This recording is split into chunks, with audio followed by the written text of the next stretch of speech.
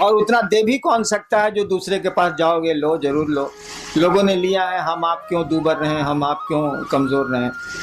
लेकिन ज्ञान भी लो नहीं यार, ज्ञान क्यों नहीं लेते हो? ज्ञान लोगे तो बहुत मामूली सी चीज से भी तुम बहुत बड़ा काम कर लोगे। हम लोग देहात में वो कहावत है ना कि गांव में एगो होशियार रही तो वो कमा खा के जिए ली, 5 गो बुड़बक ओकरा भेटाए के चाहिए। तो ज्ञान का ये महत्व है। दिक्कत क्या है? दान तो बंटवारा में आप ले सकते हैं। जैसे महादेव को आप बाबा कहते हैं, बाबा की संपत्ति में आपका अधिकार है। शिव कहा जाता है कि चंदा मामा सबके मामा, शिव घर घर के बाबा। कहावत है ना, चंदा मामा सबके मामा, शिव घर घर के बाबा। तो बाबा में तो पोते पर पोते सबका अधिकार है भाई, उसकी संपत्ति में। तो भोग तो रहे, हवा उसकी, प्राण उसके, पानी उसका, पहाड़ उसके, नदियां उसकी, हम उसके, सब तो उसी के हैं। तो भोग तो रहे और बिना मांगे मिल जाएगा, क्योंकि बाबा की संपत्ति में उसके पोता पोती से लेकर पूरा खानदान बढ़ते चले जाए, सबका अधिकार होता। कानून कहता है इस देश का कि जब तक जिंदा है तभी तक अधिकार रहेगा, उसके बाद कहीं दूसरे को दे दे। उस साला मरबे नहीं करता है तो देगा किसको? मरेगा तब ना दूसरे को होगा। उस साला जिंदा है। काहे कि रामनवमी में राम के जन्म की छुट्टी होती है, जन्माष्टमी में कृष्ण के जन्म की छुट्टी है।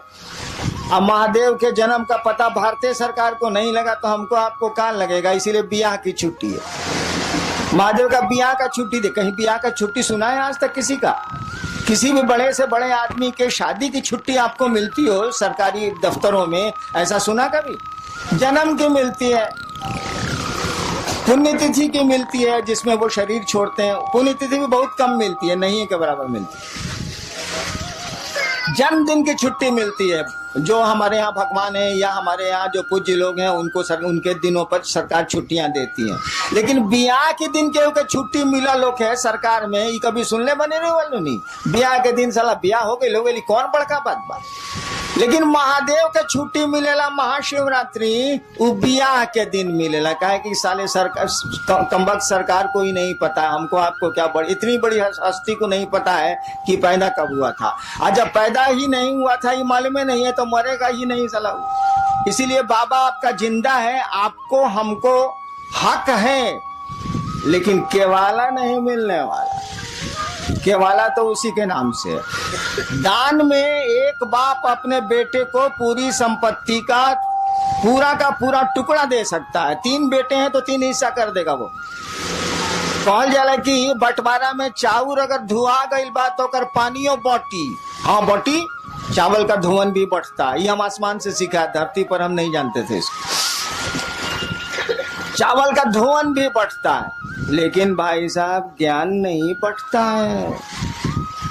एक बाप अपने बेटे को, अगर 3 बेटे हैं 4 बेटे हैं, तो वो 4 टुकड़े कर देगा। बंटवारा के समय चावल और अधन पर चढ़ा हुआ है तो पानी भी बांट देगा वो। लेकिन वह बहुत बढ़िया शिक्षक है तो ज्ञान नहीं बांट सकता है। उसका ज्ञान लेने के लिए उसके बेटों को उससे ज्ञान लेने की मानसिकता में आना होगा, उससे पढ़ना होगा। हम अक्सर एक किस्सा सुनाते हैं, बना के किस्सा सुनाते हैं, कौन किस्सा थोड़े। एक बाप था, उस इलाके का बहुत बढ़िया शिक्षक था, रिटायर कर गया। और जब तक वो शरीर से तंदुरुस्त था, अपने बेटों को कहता था, अरे हमसे पढ़ लो, इस इलाका में हमसे बढ़िया मास्टर नहीं है, तुम भी जानते हो कि हमसे बढ़िया मास्टर नहीं है, हमसे पढ़ो। 3 गो बेटा था, 2 गो बड़का बोला तोहरा से पढ़े, हमारे स्कूल में नाम लिखाओ। क्या करेगा बाप? उसने स्कूल में नाम 2 को लिखा दिया। छोटका बोला कि ना बाबूजी हम तोहरे से पढ़े। उसने तो कहा ही था कि हाँ पढ़ो। 2 बेटा कहा कि ना हम तरह से ना पढ़े, भी स्कूल में पढ़े। समय बीता, वो रिटायर कर गया, बूढ़ा हो गया। एक दिन सबसे छोटका बेटा हो गया था कलेक्टर, पढ़ा, टीचर बढ़िया था, बना दिया उसको, IAS हो गया, वो कलेक्टर हो गया। एक दिन छोटका बेटा आया बाप से मिलने के लिए, तो पीला बत्ती का गाड़ी या अंगरक्षक, बॉडीगार्ड सब था उसके साथ। और दोनों भैया जो था उससे बड़ा जो नहीं पढ़ा था अपने बाप से, वो दोनों बथान में भैंस को सानी लगा रहा था। सुना कि छोटका भैया आया है, तो दोनों आया मिलने के लिए। बगीचा में था, बथान में था, आया मिलने के लिए। तीनों बैठा हुआ था, बूढ़ा जो मास्टर था वो भी बैठा हुआ था, जो तीनों का बाप था। दोनों ने कहा, दोनों बड़े भाई ने बाप से कहा कि बाबूजी तारा ऐसा था बेईमान हमनी का देखबे ना कहीं नहीं। बाप ने कहा क्या बेईमानी की बोलो? कहा कि एकरा के तू कलेक्टर बना देला, हमनी के भैंस चरवा बना देला, तो ऐसे बड़ बेईमानी हुई।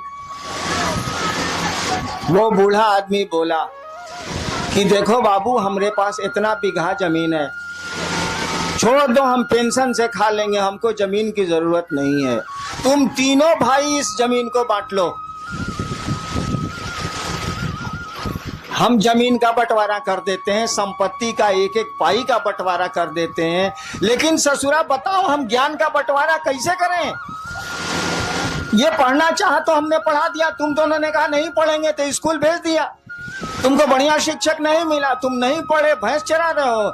इसने हमसे पढ़ना चाहा, हम थोड़ा बढ़िया से पढ़ाते रहे हैं स्कूलों में, हमने इसको पढ़ा दिया, ये कलेक्टर हो गया, तुम दोनों भैंस चरवा हो गए। तो ज्ञान का बंटवारा हम कैसे कर दें? चलो चावल का पानी हम बांट देते हैं, सब कुछ बांट देते हैं 3 हिस्से में, लेकिन ज्ञान कैसे बांटेंगे यार? ज्ञान कोई लेगा तब न देंगे, ज्ञान तो लेना पड़ता है। सामान तो हम दे देंगे, लीजिए चाहे फेंकिए, लेकिन ज्ञान तो हम दे ही नहीं सकते ना जब तक आप लेना नहीं चाहिएगा, उसको रिसीव करना नहीं चाहिएगा। हम लोगों ने कहा महादेव से दान लेते हैं, ज्ञान का नहीं लेते हैं भाई साहब। ज्ञान लेने के लिए आपको उस महादेव का चेला बनना होगा, शिष्य बनना होगा। और शिष्य बनना होगा इसका माने शिष्य शब्द का अर्थ जानते हैं? जो लोग अंग्रेजी जानते हैं उनको तो आसान है, डिसाइपुल और डिसिप्लिन। डिसिप्लिन शब्द से डिसाइपुल बना है, डिसिप्लिन अनुशासन, डिसिप्लिन शब्द से डिसाइपुल मन शिष्य, डिसिप्लिन शब्द से डिसाइपुल बना है। कहने का अर्थ हुआ कि जो डिसाइपुल है वह अगर गुरु का डिसिप्लिन नहीं मानता है तो डिसाइपुल नहीं है।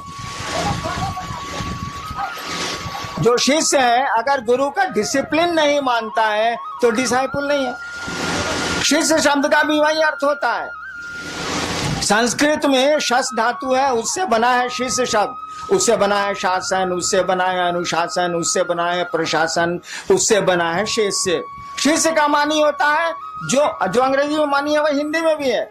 शिष्य का मानी होता है जो गुरु का अनुशासन माने, वह शिष्य है, वह चेला। गुरु जो कहते हैं वो करे, गुरु का अनुशासन माने, डिसिप्लिन